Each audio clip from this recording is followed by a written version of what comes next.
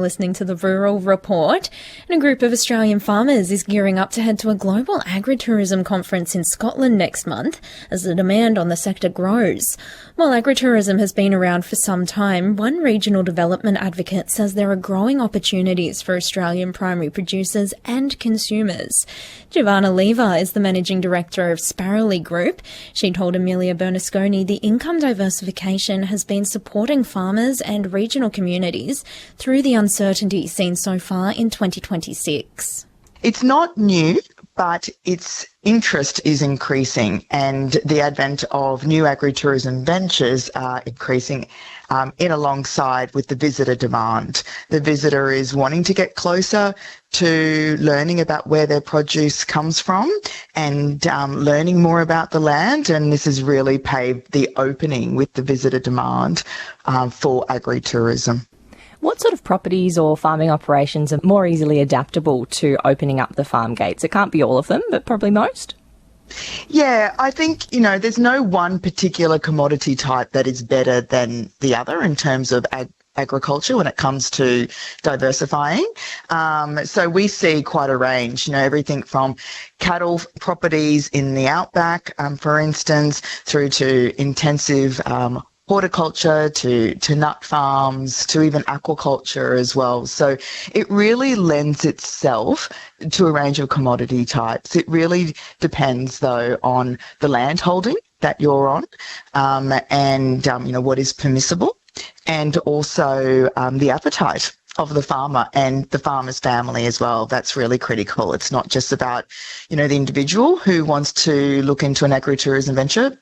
Farms tend to be a whole family project. They certainly do. And, each farm will have its own questions and issues around biosecurity and all those sorts of things, which I'm sure they will manage. But with all that's going on in the Middle East as well this year, what have you been hearing back in terms of people who have diversified? They've got that agritourism component to the business as well to weather, really challenging times at the minute. Yeah, that's a really great question, Amelia. Agritourism and by extension diversification in other areas like value adding, for instance, has been and will continue to be a critical saviour in some instances to help ride out the bumpiness and the lumpiness. What is happening in the world is really unfortunate and will unfortunately continue as in terms of there will always be unrest in some shape or form. Unfortunately. And when we think about weather events as well and climate change, it's really important from a business perspective that agribusinesses look at, okay, how can we diversify to enable us to really ride out these storms that are completely out of our control? Yeah. I guess if we come a little closer to home, like you say, there'll always be sort of some global impact on our ag sector.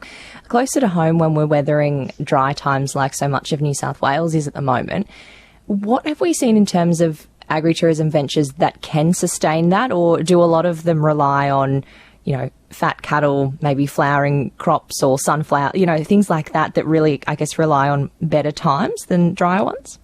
Of course. Look, there's lots of different ways that you can activate agritourism.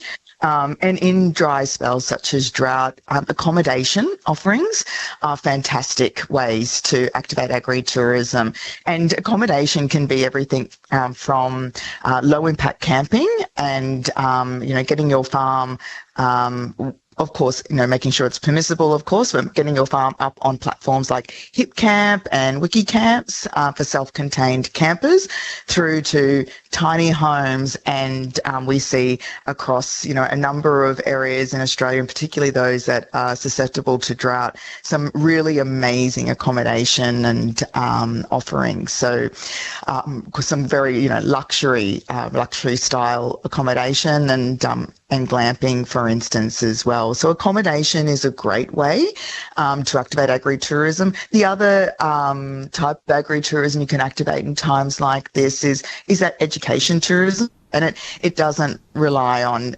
necessarily the flowering sunflowers, for instance. But, people really want to learn more about the farm and also appreciate where their food is coming from. Regional development expert Giovanna Lever speaking to Amelia Bernasconi. News